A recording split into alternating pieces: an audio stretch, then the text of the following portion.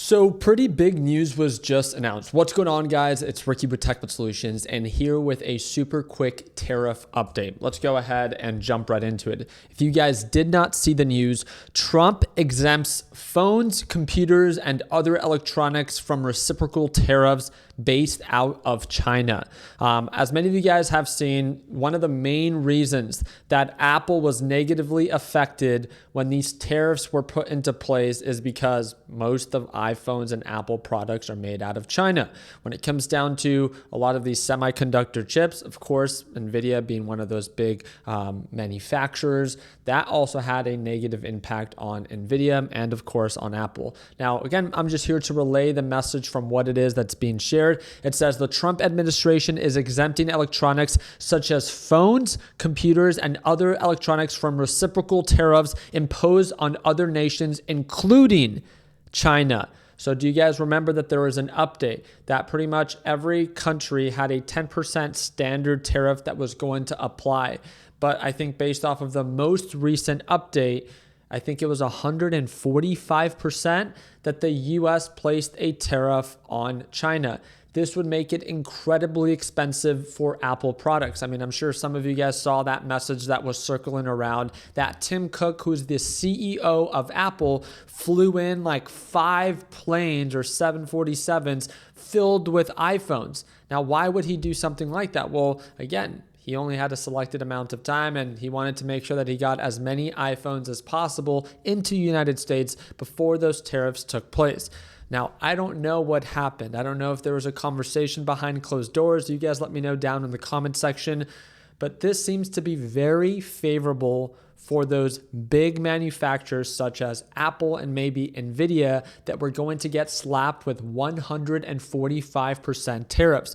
So guidance posted by Customs and Border Protections, which collects duties on imports, indicated roughly 20 products that would be excluded from reciprocal tariffs. Those include smartphones, computers, routers, and semiconductor chips. Again, this sounds like a huge win for NVIDIA and of course for Apple. Now, these exemptions could be a break for consumers that were facing the possibility of paying higher prices on electronics because of steep tariffs imposed on China. It also is a win for companies like Apple, which manufactures many of its products in China. Now, this part just kind of does baffle me. It doesn't surprise me though, because we always know and knew that these big corporations do have leverage. You might not agree with it, right? But it is what it is. They do create a lot of jobs. And obviously, it would make it incredibly expensive for Apple to continue doing business in the United States if it manufactures in China with these 145% tariffs. Now, I can see how maybe a small individual or small business would say, hey, that is not fair, right? Because it's a very selected amount of products that are no longer being imposed by these 145% tariffs. And if you didn't know that, when it comes down to consumer electronics, which, Apple does fall under, and then as well as semiconductor chips, consumer electronics is the number one import from the United States from China of 22%. So US percent of China's exports. And this is the largest one. So this one would have had the largest impact really to China. But now we're going to exempt it? Now, again, I get it. It's all about negotiation. It looks like the United States, or at least Trump and the Trump administration, really want to battle things out with China. But to offer this exemption for one of the the biggest export out of China doesn't seem to me like, again,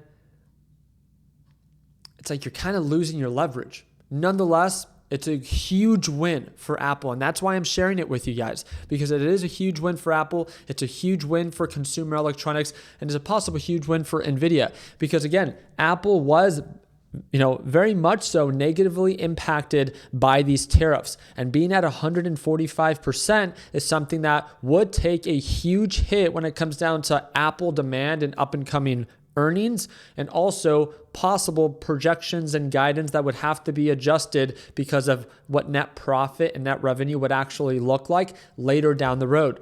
So this really is a huge win for Apple. And the reason I'm sharing it with you is because the markets have not reacted to it just yet. So this is definitely going to be a stock that I'm going to be paying attention to on Monday when the market opens during our live trading session. It's not that I have to trade it. It's just I want to see how the markets react. Now, does this mean that the trade war is over? Well, definitely not. It looks like China and the US are still duking it out. Supposedly, according to this article, and I want to share this with you guys, supposedly, according to this article, Trump said, I think something positive is going to come out of it. So we will see, because that has not been the response from China or the Chinese embassy. I've been posting some stuff on my Instagram, and I'm sure some of you guys have seen it, where it almost looks like China is mocking the US with how the US is trying to hold a big stick. And that's almost what it feels like. Now, don't get me wrong. I understand that there's great power in negotiation and being one of the world leaders. But to be negotiating and to act tough, but then to offer these exemptions, in my opinion, you're kind of losing your seriousness and your edge when it comes down to it, especially with another world power like China. So again, does it mean that the trade war is over? Definitely not. Does it mean that things can get better? Well, of course, this is a huge win for Apple, and Apple owns a huge part of the NASDAQ and the S&P 500 when it comes down to market share. So it's something that I'm definitely going to be paying very close attention to. The other thing that I also want to make sure that a lot of people are focused on is if the Federal Reserve is going to come in and start cutting interest rates as soon as next month. As many of you guys know, the next FOMC meeting is supposed to be early May. And there's a decent probability that the Federal Reserve is going to start cutting interest rates.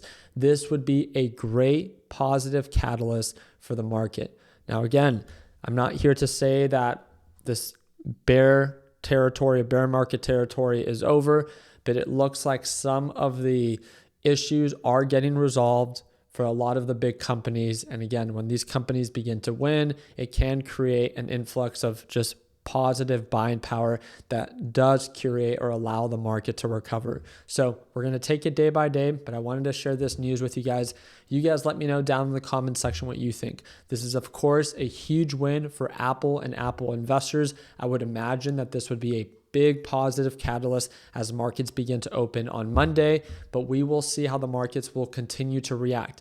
It also doesn't seem fair for every average business out there that might not have the leverage to be able to get these tariffs lifted in their products that they might be importing from China. So you guys let me know down in the comment section what you think. So I appreciate your time. I hope that earned a thumbs up. And again, if you ever want to tune in to our live trading sessions, it's the second link in the description down below. We're running a huge sale right now, and it breaks it down to $1.35 per day. So whenever it is that you're ready to join and sign up, second link in the description down below, and I'll see you at Market Open for our live session. Like always, let's make sure that we end the year on a green note. Take care, team.